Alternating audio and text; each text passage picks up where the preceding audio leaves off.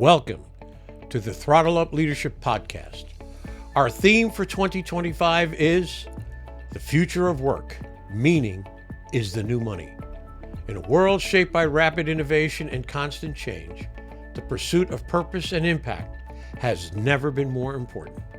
I'm Dr. John Dentico, your host, bringing over 30 years of experience in leadership, strategic thinking, and purpose-driven innovation.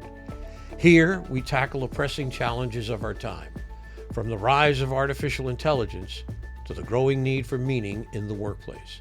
Together, we'll uncover how leaders can ethically integrate AI to enhance decision-making and keep humanity at the heart of their organizations.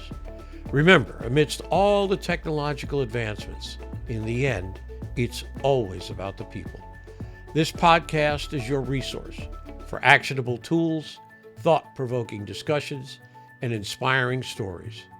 It's time to go beyond leadership development and focus on leadership impact, creating workplaces where people thrive, innovation flourishes, and meaning truly becomes the new currency. Thank you for joining me on this journey. Now, let's throttle up and dive into today's episode. Hello again and welcome to the Throttle Up Leadership Podcast. I am your host, Dr. John Dentico. With me today is Trisha Stetzel, a Navy veteran, corporate executive, and award-winning business strategist who spent over 2 decades turning high-pressure leadership lessons into bottom-line results. She's the CEO of Results Extreme, powered by Focal Point, chairman of the board at the Houston Area Veterans Chamber of Commerce, host of Houston Business Radio, and a best-selling author of Business Secrets from the Battlefield to the Boardroom. Trisha's career has spanned the military, corporate America, and entrepreneurship. From serving as a cryptology technician in the U.S. Navy to leading strategic initiatives at IBM to launching multiple successful businesses, she's mastered the art of building trust, driving growth, and creating high-performing teams.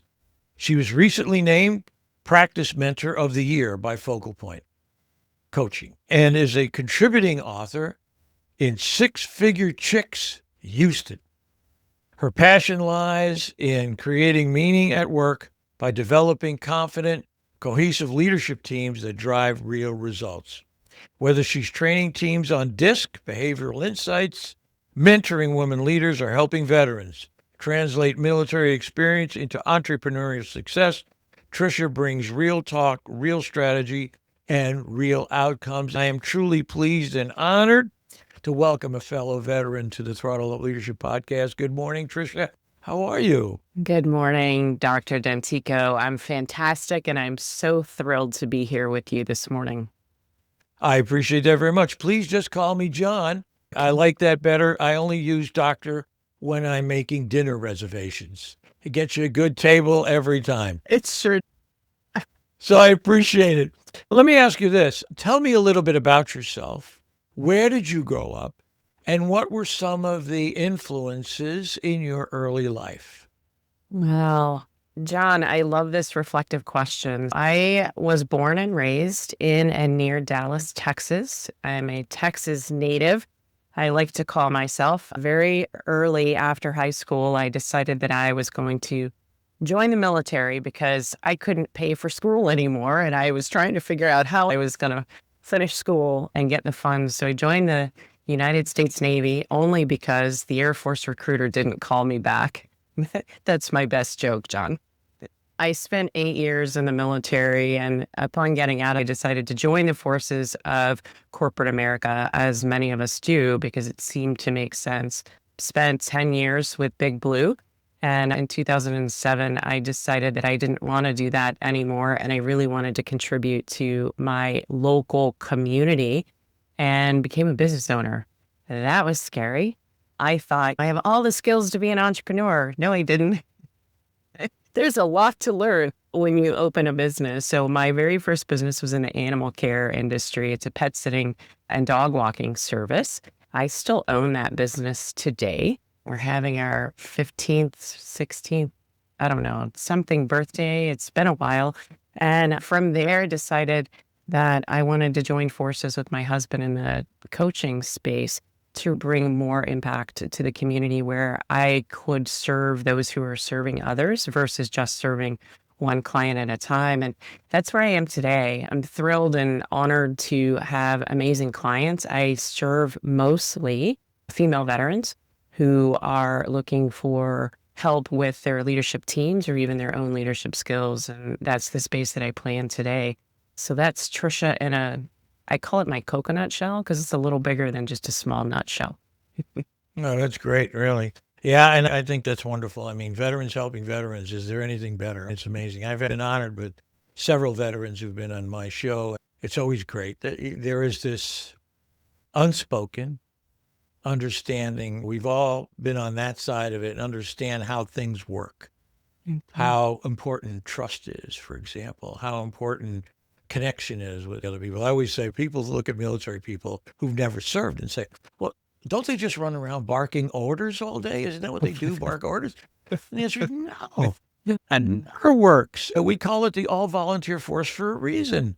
It's how you create this ability and connection with people to get them to move to the next level, to become real contributors, to be leaders in the Navy. You know, the old saying, right? Grow your own. Got to grow your own. Raise your own up. That was without a doubt one of the most meaningful things I've ever done in my life. One of the themes of my book came from when I was a brand new naval officer. Take care of your people, and your people will take care of you. And that's always served me well. But rather than reflect back into Navy stories, I'm sure we could tell stories for days. I think we'll move on to today. So let me ask you this question. You served in the Navy, as we've already established, led corporate teams at IBM, and built multiple businesses. How has your leadership evolved across those very different arenas? Gosh, what a great question, John. Reflecting on, I always have this question in my head. Are leaders born or do they learn through experience to be a leader? As a young person, I didn't know that I was a leader, but I had so many people around me supporting me, telling me, and even offering opportunities to be a leader. I still struggle with the question, are you born with it? Or are you led to it? Or do you learn it? And I think a lot of mine was through support and learning. Coming out of high school, I got a small scholarship, and it was a leadership scholarship to a junior college, and I had no idea why. But one of my teachers saw something in me and nominated me for that. When I went to boot camp, John, in boot camp, they made me the RCPO. For those of you who don't speak military, that is a recruit chief petty officer, meaning I was in charge of 87 women. I had no idea why they chose me. I looked just like all of the other women in that company, but they chose me to be the leader. And I was afforded that opportunity. When I left the military and joined forces with Big Blue, I was given opportunities to be a leader and moved through management and executive ranks very quickly because I had people supporting me and believed in me. So I have to say that I never really saw myself as a leader until much later in life. As I reflect back, I'm like, wow, I really did have all of these opportunities that kept showing up because of who I am and how I show up and the people that I surround myself with. I think that's really important when we talk about leader. The people that you surround yourself with really influence who you are and can create opportunities for you, whether you are ready for them or not. Yeah, I agree. I think a lot about my Navy experience every day. One of the things I point to all the time is when I was a department head or a division officer, the Navy sends you, if you're on a ship, the Navy sends you 8 or 10 new people, right? You can't call the Navy up and say, hey, I don't want these guys. Can you take them back? Would that be all right with you guys? You got another 10? It's like, you've got the ace in your hand, I'll draw 4 cards. And the answer is no. You can't. It's your job to grow them into leaders. Your job is to teach them. My simple way of saying it back then and even today is, give me a person with the right attitude, I'll train them to do anything. I will train them to be great. But they just give me a good attitude. They want to learn. It's the attitude of a learner. I want to become involved. I want to do something meaningful on this ship, and I want to contribute. And I think to me, that is the crux of the way I see leadership, in terms of leadership being a process of growing someone into the leader they can be. Today, still today, 95% of the leadership stuff is, do you have enough charisma? No. Do you have, I kid you not, I bumped into a website one time and it said, the 57 traits of a leader. And I sat back and thought, well, what happens if I only have 46? Does that mean I'm done? This whole thing. And when I was a young, brand new boot, ensign, no one ever said to me, you don't have enough charisma, you don't have the traits. What they said to me is, get to work, figure it out. Okay. And along the way, I had great teachers you don't want to do it that way. And here's the reason why. Your men will not trust you. And those were the days when there were, just on ships, when there was only men on the ships. So I caveat that. And I say trust. Trust is the fuel that runs the engine of every organization. No question about it. So let me move on, if I can, after that reflection, to a question built on trust, okay? Trust is a recurring theme in your work. In today's fast-paced, remote-first world, or remote-focused world, how can leaders intentionally build and maintain trust across distributed teams? Yeah, that, it's not easy, John, as you're very well aware. And building trust, number one, it takes time. And number two, you have to be consistent. Consistency is so key to building trust with teams as the leader. And I think that, alongside of making sure that your communications are clear. So clarity is very important as well. So consistency and clarity are things that we can, even if we're not good at it, those are things that we can learn and we can get better at as leaders. So consistency, listen, John, if you're always late, then I'm just going to assume that you're always late, right? That's how we build consistency in the wrong way. If we want to build consistency in the right way, then let's have a regular meeting with our remote teams. Let's have a team meeting. Let's have a town hall for our entire teams to get together, especially in this remote space. We've got to allow people to know who each other are and still be that leader that they're looking for from a consistency perspective. And then from a clarity perspective, you got to have clear direction. You got to have clear goals. Your team needs to know, which way are we going to paddle this boat? Because if some people are paddling the other direction, you're never going to get where you want to go. And there's going to be a lot of turmoil and a lot of distrust in the team. So they need to understand where it is that you're going from a clarity perspective, and then also communicating clearly. They need to know what's on your mind. You can't just sit in your office and not tell people what it is that's going on, right? Everyone's around going, well, what do we do next? Well, what's next? Well, how does this work? Well, and then the chatter starts, right? And the water cooler, the scuttlebutt, for those of you who are familiar with military terms, those kinds of things start happening because there's no clear communication, there's no clear direction, and the consistency is missing. So I would say those are the two key things to either continue to build trust or start to build trust if you feel like you're with a team that doesn't trust you right now. Yeah. I think one of the things that, and people might think this is counter, but it's true. One of the things I learned in the Navy was, don't be afraid to take the hit. And what I mean by that is this.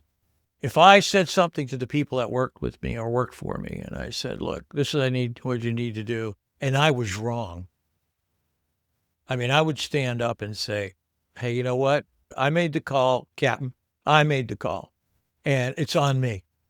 And most times, anytime I did that, I felt the officers, the captain, would just rally around me and say, hey, it's okay. You going to fix it? Oh, yeah. Here's the path. I'm going to take care of this. I'm going to fix it. Okay. Let's move along. The great guys, just move along and get it fixed. I said, the other thing I think is important, if it was my fault, take it. And I know that the people I work with, my men, appreciated that. Appreciated the fact that, he took the hit for us. It's a big deal. The second thing is, and I don't think many people understand this, if you put something into effect, say, okay, Chief, here's the plan, or, here's the plans we're going to go with. You guys on board? Yeah, we're on board. Okay. And we put this into effect. You may get criticism from other more senior people in the organization. Say, what the hell are you doing that for? What is that all about? You got to fight for your people.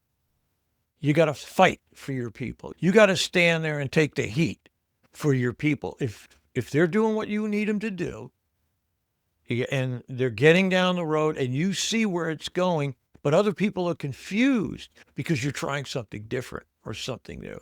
You got to be willing to stand your ground and fight for your people. And that, to me, is really to the point of consistency as well. I'd love to get your reflection on that.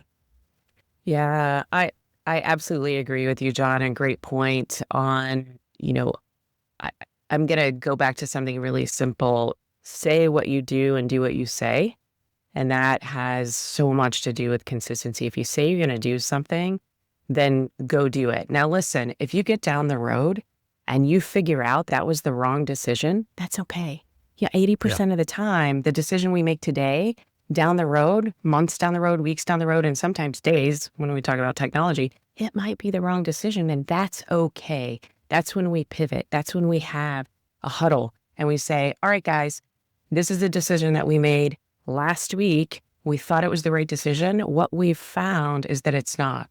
So let's huddle and let's figure out what the plan is moving forward. And that consistency of always being at the front of the team, doing the things that you said you were going to do, even if you have to shift or pivot. And I think that's really important as well. And I didn't say earlier, John, thank you for your service. And I would say from a military perspective that in the military, you have to trust your leader. That's just the bottom line. You have to. If you don't, then the mission will go completely awry. That's just the way things are. And so that's the way we were raised up. In the corporate space or in the business space, as a technician or an operator, you don't have to trust your leader, which means the leaders have to work that much harder when it comes to clarity and consistency. And another thing that you brought up, which is character. Character is huge when it comes to trust, right?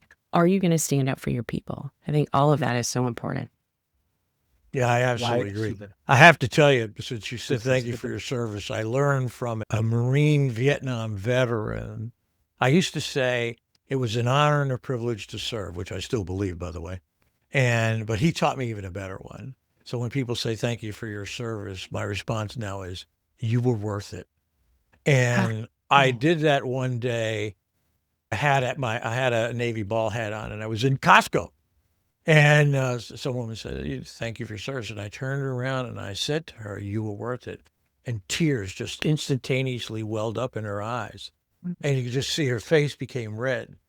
And she was just startled almost, that kind of a thing. And I just went on my merry way. So I always thought that was like the perfect response. So try it sometime and see what happens. I will. I get goosebumps both times you said it. So I made a note and I'm definitely stealing that from you or using it. Please. You're more welcome. The more the merrier. It is no problem at all. So let me ask this question. As a woman who has thrived in a male-dominated fields like the military and corporate leadership, what advice for other women stepping into high-pressure leadership roles?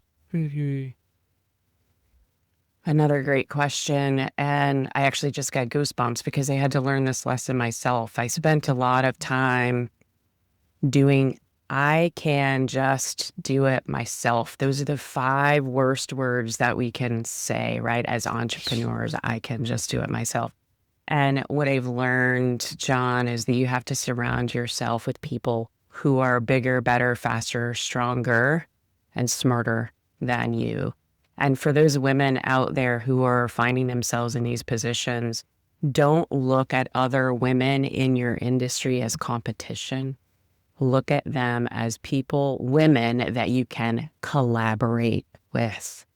Because oftentimes, and this is the way many women operate, especially in my generation, so I'm in the X-gener generation and coming up in the military and corporate, anytime there was a woman vying for the same position that I was in, she was competition to me. So there was no collaboration. There was no patting on the back. Hey, good job. I'm glad you got that. No, it was, all right, who's going to get this? And I'm not your friend.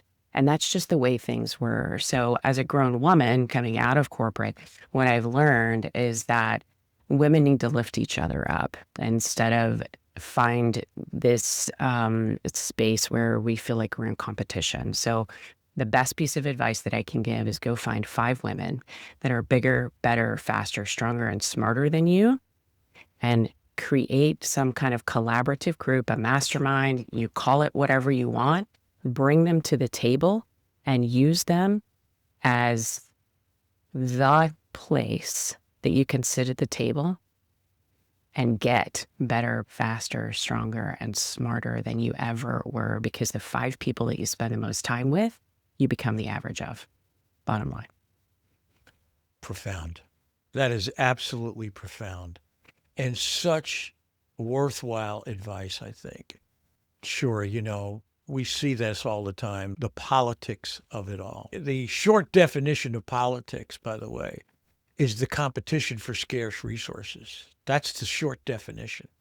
And, whether it's a position, money, time, whatever, the competition for scarce resources. And I think that oftentimes that competition brings out the worst in us. And I think you have to understand that now this is a team dynamic. Okay. This is a team atmosphere, team dynamic, and it has to be.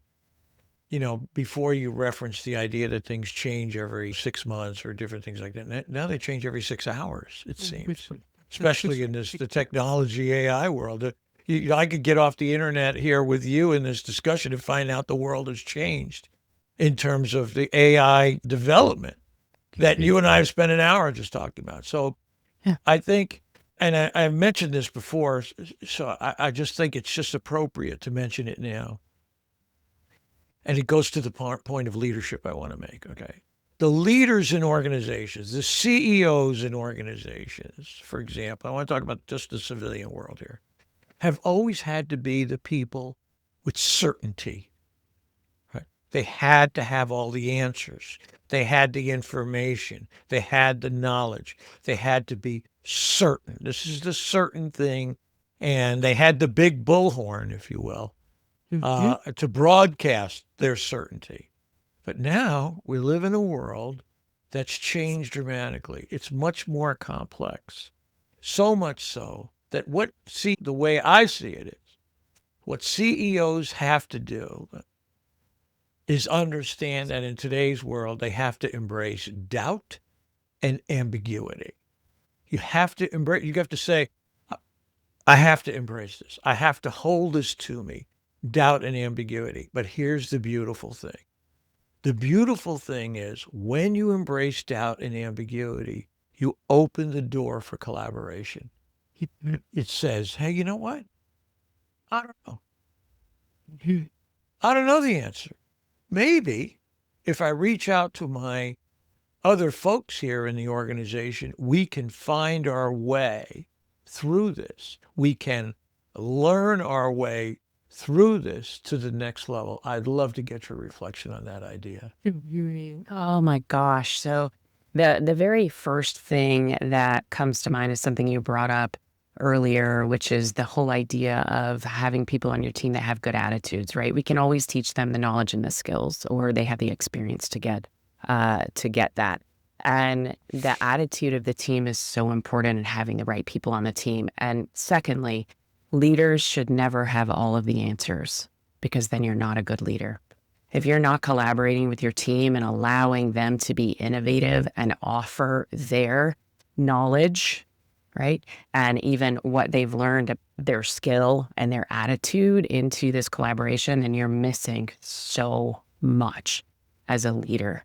Leaders have to be open to collaboration with their teams. And in the days of the leader telling everyone what to do are gone, particularly in the private sector, in these corporate spaces. In the military, yes, we're probably still telling people what to do, and we want to make sure that we are so that they're on the mission, right?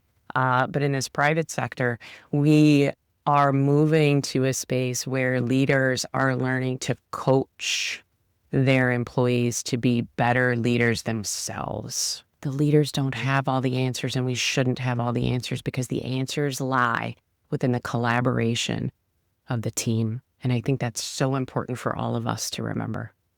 Yeah. One of my major themes this year is meaning is the new money. Meaning is the new currency. So people, every one of us, I don't care who you are, is looking for a sense of meaning. To me, it's the greatest single motivation force on the planet. Without meaning, you die. It's as simple as that. And the question becomes for a leader in an organization today, can you create an environment where people come to do their best work? Can you create an environment where people can find meaning from the things that they do? And one of the hiring things that I'm talking about now is, you see this all the time. I mean, you just see hundreds of emails run by. We need to reskill. We need new reskills, new skills. You say, okay, I got it. But maybe you want to look a little bit deeper. Let's talk about values. What is the values of an individual as it compares to the organization's values? And has the organization done a good job in expressing their values to the world, to not only to the world, but to themselves through a really cogent one sentence, if you will, mission statement, my favorite little thing to say. And, in the sense that if we do that, if we have a mission statement that says, this is who we are, these are our values, and I hire someone who has similar values or can connect to those values, they'll stay with this organization more than this whole skilling thing that is important, but to me, values are where it's at. I'd love to get your thoughts, your ideas on that. Yeah, I know we're not using the phrase quiet quitting as much as we were, but it's still very relevant no matter how you phrase it. People who are sitting in the background saying, you know what, I really don't want to do this job anymore. I'm unhappy. I don't want to be here.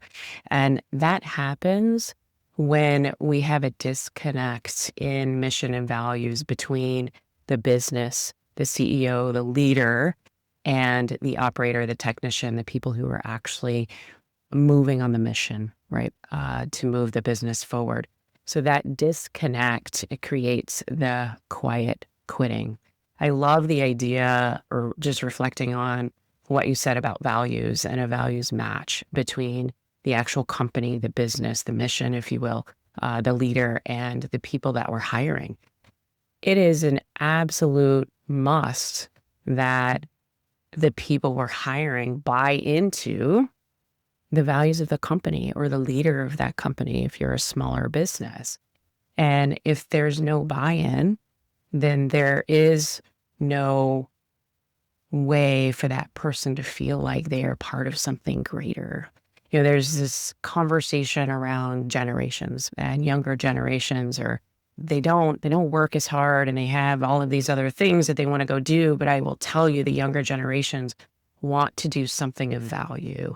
They want to provide something to the world that is meaningful. And if they can't do that, guess what?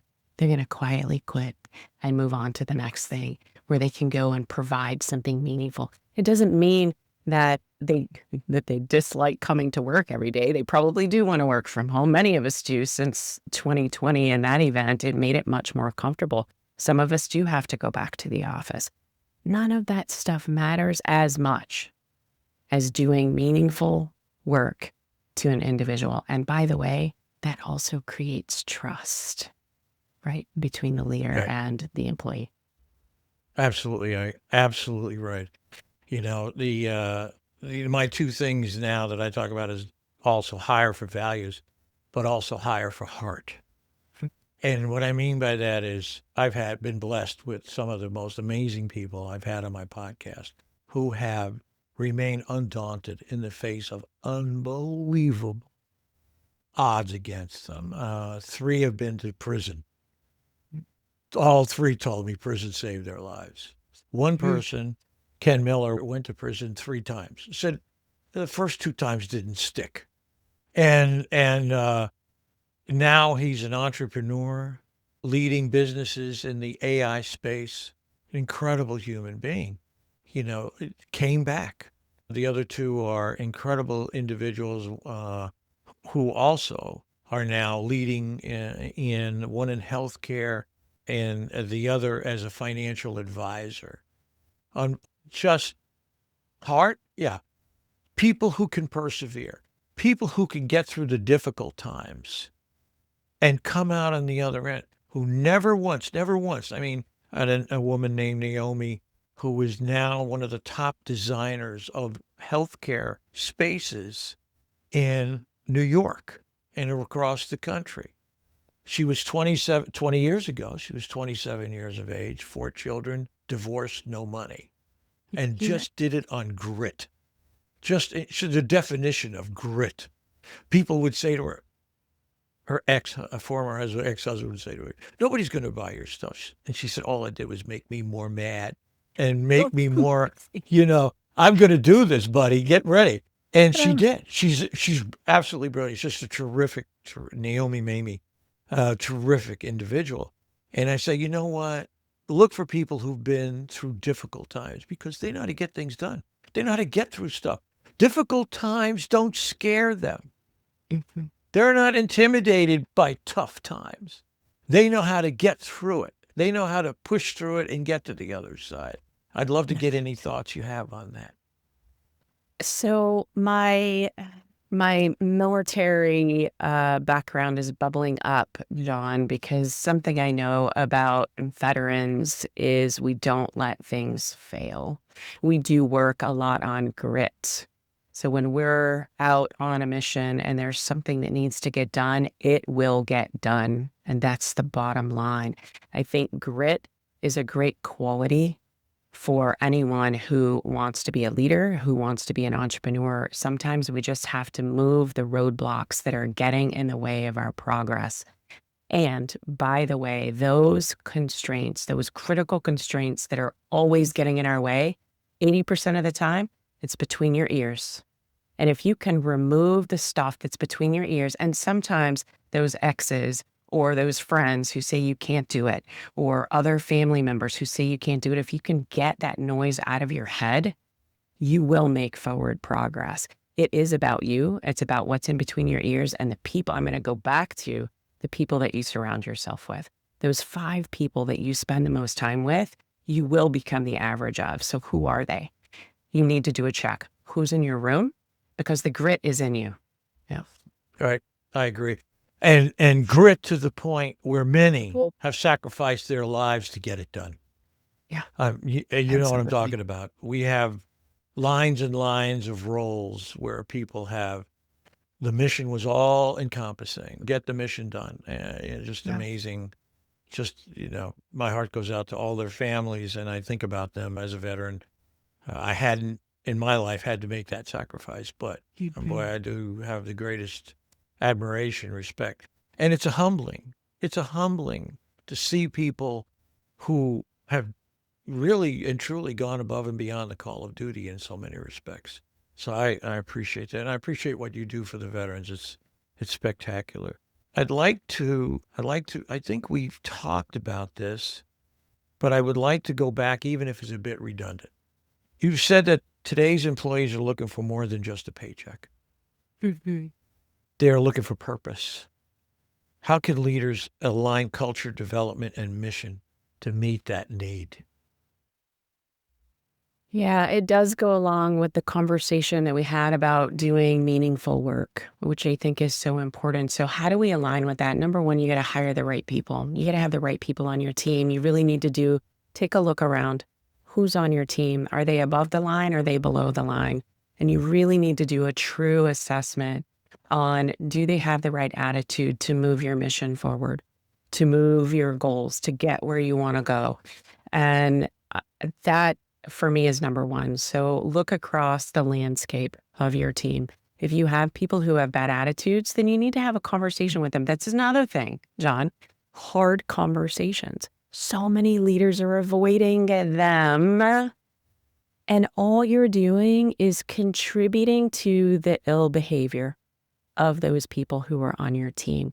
So be a good leader, have the hard conversations, because you may be, this is going to sound really weird for some of you may be holding that person back by allowing them to act that way in your organization. It's time to have the hard conversation, put them on a plan, or let them go so that the rest of your team can thrive.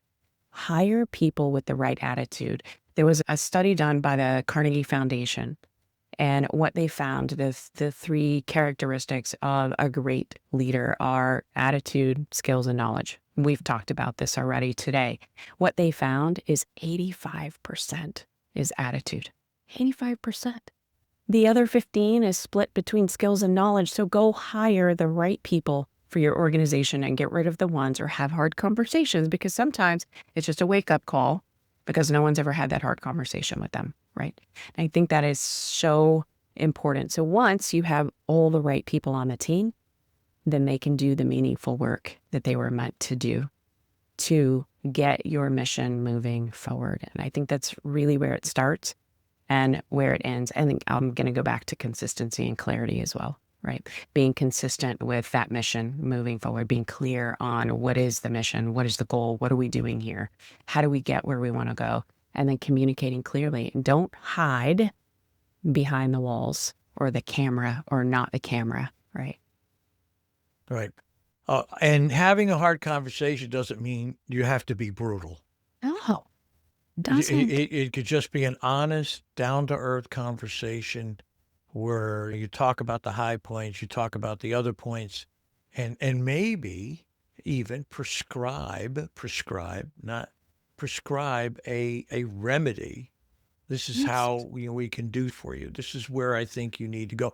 It might even be something like, and I'm a big proponent of this, cross-training. I'm going to take you, for example, out of finance, and I'm going to move you over to manufacturing, for example. I want you to go see what those folks do. Just go over there and chill out for a while and just be an observer. And they may come back with a wholly different sense. We talk about empathy all the time, but I don't know if we talk enough about the strategies to actually create empathy.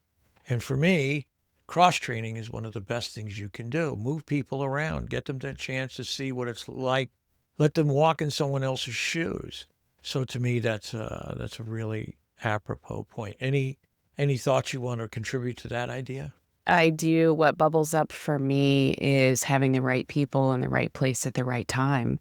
And although that person may be in finance today, maybe as a junior person, maybe they are meant to be in manufacturing or in logistics or someplace else. And it gives them the opportunity to up their knowledge and up their skills. So not only does it create what you talked about, collaboration with the team and empathy and understanding what other departments are going through, but it also creates trust with the employee by allowing them to grow their skills and knowledge in other departments. And who knows, maybe the right place doing the right thing at the right time is in a different department.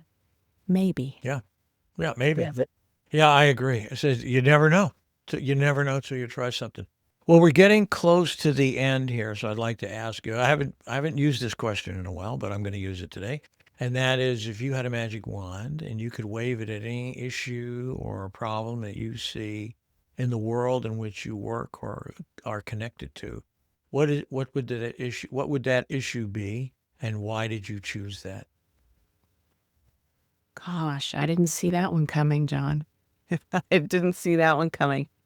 I would, if I could wave a magic wand, I would give all of the leaders who are struggling with or have challenges with their teams, I would give them the ability to communicate better. I think that's an area, John, that is very lacking.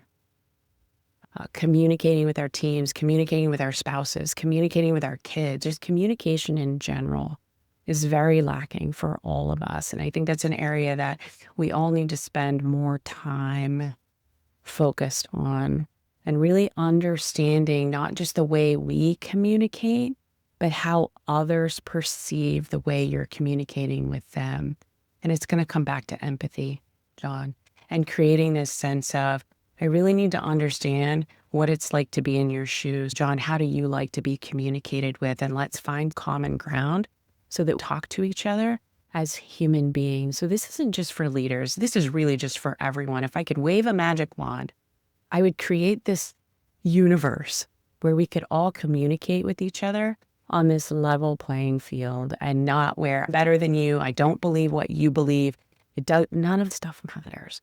Let's communicate with each other in a humane way where we can all just make things better, not only for our own space, but for our communities, for our state, for our country, and for the universe, right? Let's just find a way to communicate with each other so that we can create this space where we respect each other through communication. It's a great one. It really is. Communication's hard. Everybody, it's people don't think it is, but it's hard. It's very easy to say one thing and have someone walk away with a different meaning than what you intended. So that's a great one. Anyway, Tricia, this has been an absolute pure delight. I have to thank you so very much for your time today here on the Throttle Up Leadership Podcast. You are a fabulous guest. I want to wish you, your family, everyone, the greatest success in the future. Remember, you are worth it. And so are you, John. Thank you much. Thank you.